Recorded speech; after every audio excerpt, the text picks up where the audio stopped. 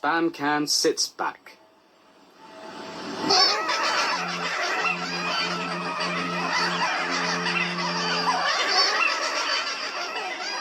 Diesel 199, or Scamcan as he's better known, is the other railway's main goods engine.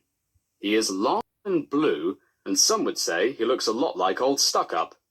However, Scamcan hates him and hates the comparison. He even refuses to let the workmen clean or shave him just so he won't look as much like him. Anyway, one day, Scamcan was coming back from the works. Some troublesome trucks had tricked him, and the goods engine had driven himself into the muesli factory. Now he was as good as new, but he was still angry about the trucks. "I'd rather not use them bloody things," he grumbled to himself. But the trucks sang songs, rude and loud.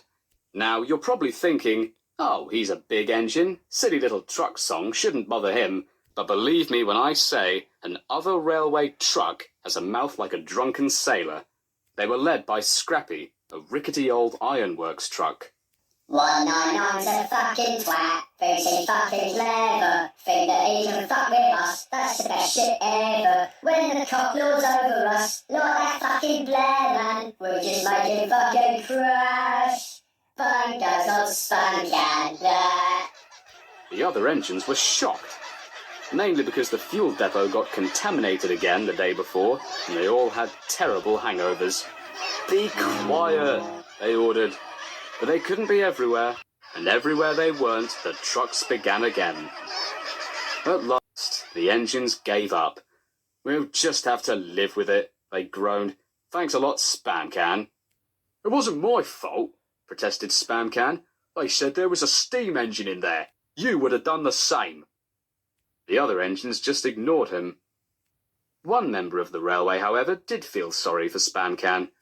The Breakfather was once a goods diesel, until his driver thought having a smoke in the oil refinery would be completely harmless.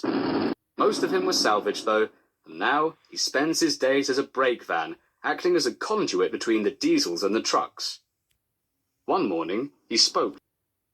Diesel, the shunter, hadn't slept all night because of the truck's singing, and was bashing his wagons about something awful. "I'm worried, Mr. Diesel," mumbled the Breakfather. This respect for engines, where is it going to end?" "About 10:30, said Diesel sleepily. "I have a plan, Mr. Diesel.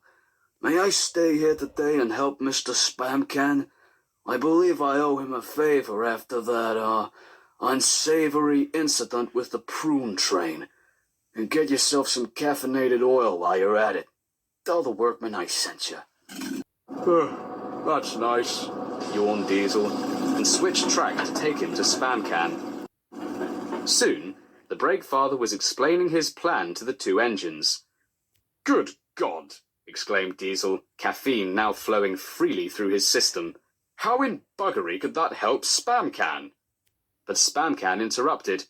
"No, Diesel, he's right," he said. "I was a stupid bugger. It's really my fault. I've got to put this right." "But his plan makes no sense," protested the shunter. "I mean, do you know anywhere around here that looks like it could sell you a flamethrower? And how could you even operate it? You don't have any hands." "Driver could do it," reasoned Scamcan. Diesel snorted. "Your driver?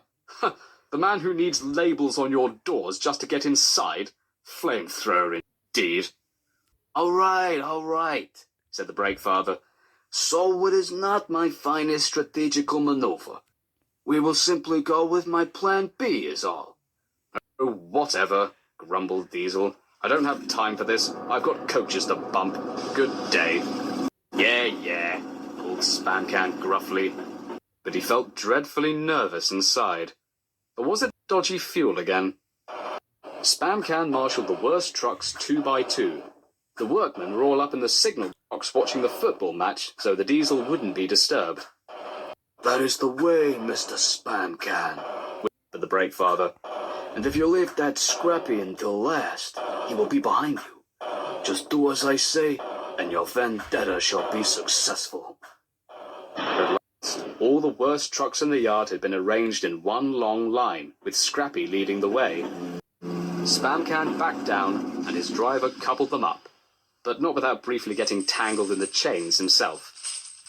Push him, whispered Scrappy. Pass it on.